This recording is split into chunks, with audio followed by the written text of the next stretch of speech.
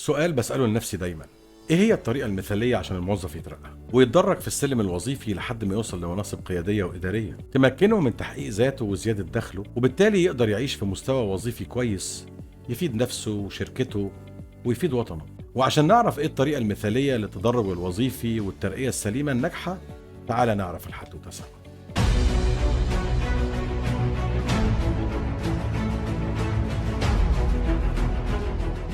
يسعد صباحكم أو مساكم أينما كنتم. أنا رفيق عادل وأنتم بتتابعوا برنامج أصل الحدوتة. قريت كتاب لطيف جدا اسمه قواعد العمل للمؤلف الإنجليزي ريتشارد تامبلر. ريتشارد تامبلر هو كاتب إنجليزي وخبير من خبراء التنمية الذاتية، تم ترجمة كتبه ومؤلفاته ل10 لغات مختلفة. وفي كتاب قواعد العمل هو بيتكلم عن 10 قواعد أساسية تخليك ناجح في شغلك وتقدر تترقى بشكل سليم وناجح. القاعدة الأولى بتقول: اقرن القول بالعمل، يعني وصل الاتنين ببعض.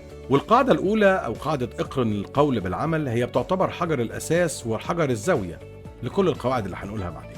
وريتشارد تامبلر المؤلف هنا بيقدم 10 نصايح تخليك ناجح في شغلك بشكل سليم. النصيحة الأولى هي إنك تخليك مميز في شغلك وتسيب بصمة للتميز الخاص بيك ده عن أي حد تاني في الشركة أو في المؤسسة اللي أنت بتشتغل فيها. ما تكتفيش بالموجود وفكر دايما إن الوظيفة مش هي هدفك الأساسي أو النهائي، دي مجرد وسيلة عشان توصل بيها لهدف أكبر. اتطوع للمساعدة لكن بحذر، وما تقولش نعم لكل حاجة. قلل من الوعود وكتر من النتائج. حاول تكتشف حاجة محدش اكتشفها قبليك. استمتع بشغلك عشان تقدر تبعد عن التوتر والقلق والضغوط، وما تقولش لحد أو تخلي حد يعرف قد إيه أنت بتشتغل وبتتعب في شغلك. القاعدة التانية وهي: اعرف انك في الميزان طول الوقت. يقصد ريتشارد تامبلر هنا انك لازم تغير نظرة الناس ليك دايما لنظرة ايجابية من خلال اناقتك وشياكتك وطريقة تعاملك مع زمايلك في الشغل، وتظهر لهم الجانب القوي في شخصيتك. وده بيشمل الاتي: انك تلبس كويس وتبقى شيك في لبسك، وخليك واثق ان الناس بتحب الشخص المبتسم. حاول تكون مبتسم دايما. بيقول لك هنا ريتشارد تامبلر: اهتم بطريقتك او باسلوبك انك تسلم على الناس في سلامك على الناس في المصافحه، وخلي ليك دايما نمط يميزك عن غيرك. دور على جاذبيتك الخاصه. الشخص الرزين بتحترمه الناس. اتكلم باسلوب حلو وخليك دايما واثق وانت بتتكلم. القاعده الثالثه وهي: خلي دايما عندك خطه. لو انت عايش حياتك من غير ما تسال نفسك انت عايز توصل فين وايه هو الطريق اللي هتسلكه عشان توصل، غالبا هتلاقي نفسك تايه او ماشي مع غيرك، هتبقى منقاد. وعشان تعرف خطتك المهنية اسمع النصايح اللي جاية اللي قالها ريتشارد تامبلر. دايما تركز عينك على الأهداف بعيدة المدى. أكد دايما أنك بتحط خطط شهرية وسنوية وخمسية والتزم بيها. اكتب خطة عمل شخصية وطورها باستمرار بناء على الظروف اللي بتجد. ودايما تعرف دورك في الفريق عشان تقدر تتقن شغلك. استخدم كل طاقتك بس عند الضرورة، وشوف التحديات كفرصة للتغيير للأفضل. استغل الفرص اللي بتجيلك فجأة وخليك حكيم في استغلالها. حدد نقط قوتك وضعفك واشتغل على نقط ضعفك بدل ما تحاول تتخلص منها. القاعدة الرابعة وهي: لو مفيش حاجة تقولها فالسكوت أفضل. خليك شخص لطيف وإيجابي وما تتكلمش على زمايلك في الشغل في ظهرهم. وعشان تعمل كده اتجنب 3 حاجات: ما تشاركش في أي نميمة، ابعد عن الشكوى أو اللعن، ما تستخدمش عبارات خارجة أو ألفاظ خارجة عشان تكتسب احترام الآخرين. وقال ريتشارد تامبلر شوية نصايح عشان تكتسب احترام الآخرين ومحبتهم ليك. دافع عن زمايلك وساعدهم في وقت ما هم محتاجينك. جامل الناس بصدق وابعد عن المجاملة الزائفة. خليك بشوش وخليك إيجابي. اسأل عن أحوال زمايلك الشخصية وخليك مهتم بيها. عود نفسك دايما إنك تقول شكرا ومن فضلك. خليك مستمع جيد خصوصا في وقت الجدال. اهتم بكلامك اللي بتقوله وتجنب الحديث في لحظات الغضب. القاعدة الخامسة وهي: انتبه لنفسك. غالبا هتلاقي ناس في الشغل بيكرهوك وبيحقدوا عليك حتى لو انت بتعملهم كويس، وده بيزيد مع نجاحك. وعشان تحمي نفسك من المواقف دي ريتشارد تامبلر قال لنا شوية نصايح. خليك دايما على دراية بالقوانين واللوائح الخاصة بالشركة واتبعها. اتعرف على آداب مهنتك واهتمامات الناس حواليك. خلي دايما في عندك معايير خاصة تحكم تصرفاتك. وإياك والكذب. اوعى تكذب في أمور ليها علاقة بيك، وما تتسترش على أي شخص أخطأ مهما كانت الظروف. دون كل معلومة عشان محدش يجادلك. اتعلم امتى تتكلم وامتى تسكت وامتى تسمع. اوجد لنفسك الدعم والعلاقات والأصدقاء، وحاول تخلي الناس تثق فيك. هيثقوا فيك لما تكون صادق معاهم وبتعاملهم كويس. افترض ان زمايلك اللي حواليك بيتبعوا قوانين تانية او تعاليم تانية، وخليك مرن في التعامل معاهم. القاعدة السادسة وهي: اندمج مع المجموعة. القاعدة دي بتعلمك ازاي تندمج مع الفريق والآخرين رغم اختلافهم عنك وعشان يحصل ده هنتبع بعض النصايح اللي قال عليها ريتشارد تامبلر. اتعرف مع ثقافة الشركة أو المؤسسة اللي بتشتغل فيها واندمج معاها، وطبعا ده لو مش بتعارض قناعتك. حاول تتكلم أو تكون قريب لنفس اللغة اللي بيتكلم بيها زمايلك في الشغل، بمعنى إنك تستخدم نفس المفردات أو المصطلحات اللي بيستخدموها. حاول دايما تخلي اسمك ووشك معروفين بالنسبة لزمايلك. اتعرف على السلوكيات الاجتماعية للشركة ولزمايلك، زي وقت الفطار وإمتى بيتجمعوا مع بعض بيشربوا القهوة. خليك دايما ملم بقواعد السلطة.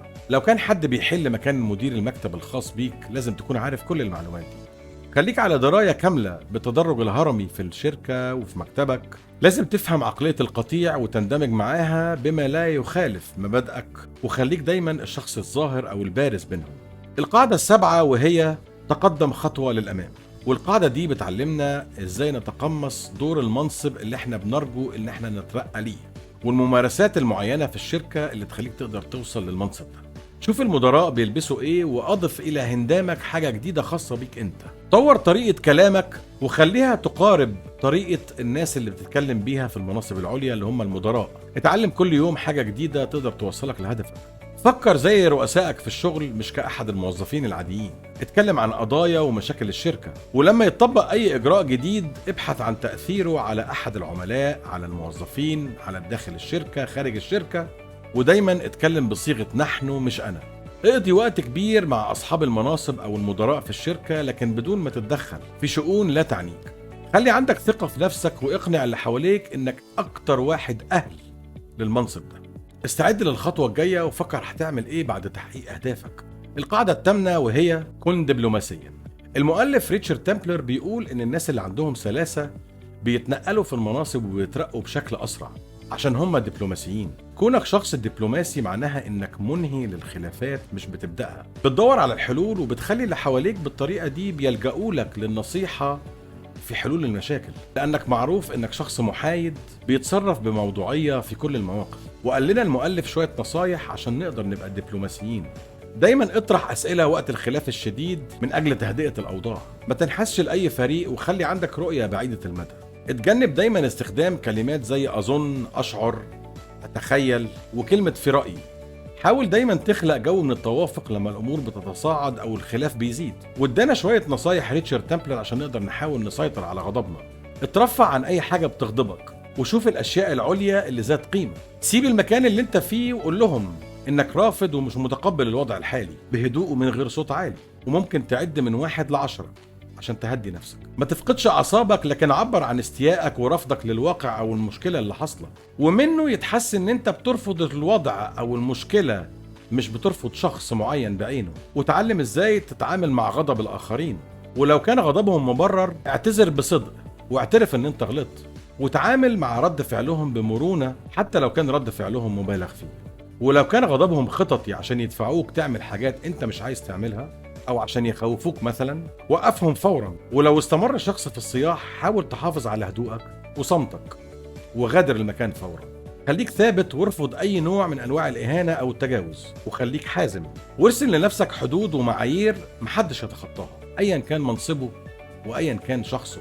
حط الأمور في نصابها الصحيح وافتكر إن وظيفتك عبارة عن شغل تقدر تتخلى عنه في أي وقت لو أثر على صحتك أو علاقتك بعيلتك.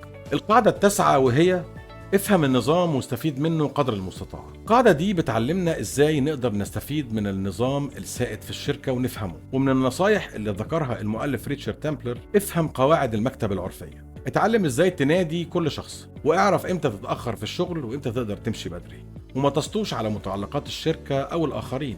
حدد اصحاب النفوذ في الشركة وخليك دايما على وفاق معاهم بما لا يتنافى مع مبادئك واخلاقك وتعليمك. خليك دايما مطلع على مستحدثات الادارة في الشركة. اتعرف دايما على خفايا الشغل والاهداف الخفية. اعرف مين الاشخاص المفضلين لمديرك في الشغل. خليك دايما على دراية ببيان مهمة الشركة وهدفها، حاول تفهمه كويس. القاعدة العاشرة وهي التعامل مع المنافسة. القاعدة العاشرة هنا بتعلمنا ازاي نحدد منافسينا وازاي تكون الافضل من غير ما تكون شرس او مخادع. حدد مركز المنافسة، هل هو داخلي من الشركة او خارجي؟ ادرس منافسيك عن قريب وطور من نفسك. خليك نبيل في المنافسة وما تطعنش منافسيك في ظهرهم. اتعرف على فلسفة الترقية وايه هو الهدف الاساسي منها، وهل هي مناسبة ليك ولا لا. ما تفضلش دايما تقول خططك واهدافك قدام اي حد، وخليك ملم بكل اللي بيحصل حواليك.